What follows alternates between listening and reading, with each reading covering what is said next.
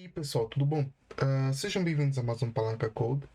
Bom, desse vídeo basicamente será uma continuidade da nossa aula 1 em relação ao Fast API. Se você não viu, tem uma playlist criada justamente com os tópicos desse vídeo. Curta lá, assista a primeira aula que está bem legal. Foi uma aula bem introdutória de como você conseguiria rodar justamente esse script que você está vendo aqui. E a gente aqui vai dar justamente continuidade em relação ao ponto que a gente parou. No último vídeo a gente justamente apenas deu meio que startou ao nosso servidor, né? Acessou justamente a URL com o Lamundo em si. E aí eu queria justamente explorar aqui algumas as features, né, que o Fast API te oferece quando você justamente habilita o server, né? Lembrando que o Fast API ele tem um conceito primordial de Open API, né? Tipo JSON Schema. E esses dois métodos em si, basicamente, não são métodos em si, são meio que convenções e o pessoal acaba utilizando. Eles têm os seus conceitos, né? Principalmente da Open API, que visa justamente que os usuários que, de certa forma, estejam acessando a rota do seu servidor, a rota do seu site ou da sua API em si, eles precisam justamente consumir, de certa forma, a API por trás dos panos, sem justamente ter que setar algum parâmetro, né? Então, o Fast API entrega isso muito bem. Inclusive, o Fast API usa o Swagger UI, né? Não sei quantos vocês estão familiarizados em relação ao Swagger UI, mas o conceito justamente é que ele permite que qualquer pessoa da sua equipe ou seu usuário final, de certa forma, visualize e interaja com os recursos da API, nem sem ter uma lógica de implementação por trás dos panos.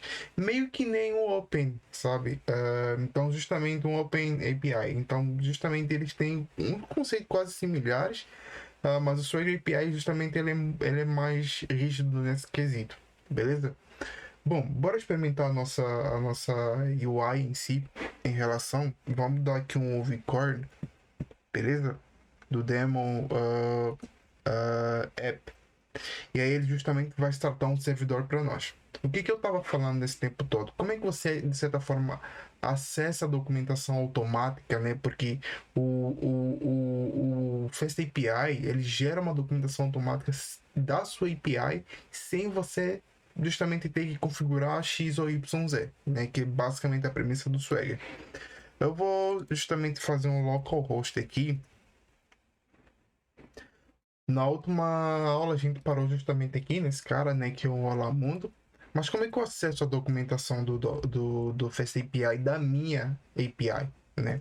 Se eu dar aqui um barra docs, você vai ver que ele justamente abriu uma nova janela não, uma nova página com um default, né? O default justamente está relacionado ao barra ao barra root, né? Basicamente que é como eu posso dizer, basicamente é o path que eu estou acessando agora. Se eu dar aqui meio que um extend aqui, para ver o que eu tenho aqui dentro, eu vou ter justamente que não tem um parâmetro nenhum, porque de certa forma não fiz de certa forma não executei aqui, e eu tenho um code 200 que foi da minha última resposta, né? Mas aí o que ele tá me dizendo aqui, ó? Se eu fazer um try e tal, por exemplo, e eu dar um execute, o que acontece? Lembra que quando a gente deu um localhost aqui, 8000, ele me deu o Olamundo, que nem um Postman da vida, aqui o Fast API entrega isso já integrado com a sua API. Você não precisa se preocupar com isso, sabe? Então vamos supor que você tenha um JSON que você queira testar e que tem como path XYZ. Isso eu vou falar no próximo vídeo, tá? Como que você consegue criar paths em si que recebam parâmetros, isso eu vou fazer no próximo vídeo e vai ficar bem claro como é que a gente conseguiria testar isso dentro da docs do Fast API. Mas quando eu dei um execute aqui, o que ele fez por trás dos panos? Fez um cur, né? Usou justamente o head como um application JSON.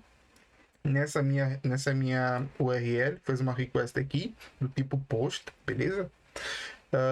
E aqui justamente o que ele tá me falando, ó, eu retornei 200 e o response body desse cara é um Olá Mundo, sabe? E ele justamente dá uns contents aqui em relação a headers e tal.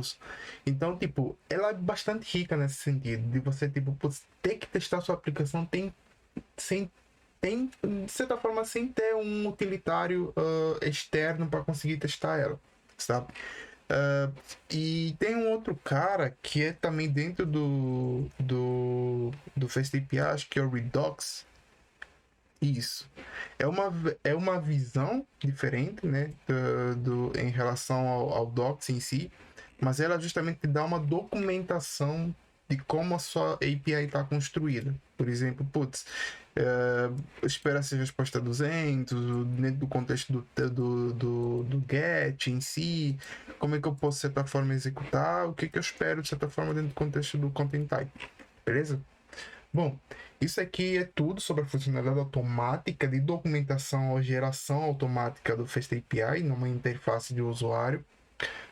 E eu espero que isso tenha ajudado você, de certa forma, a conseguir explorar mais do FastAPI. Beleza? Qualquer dúvida, deixe nos comentários, deixe um like e se inscreva no canal. Beleza, pessoal? Falou!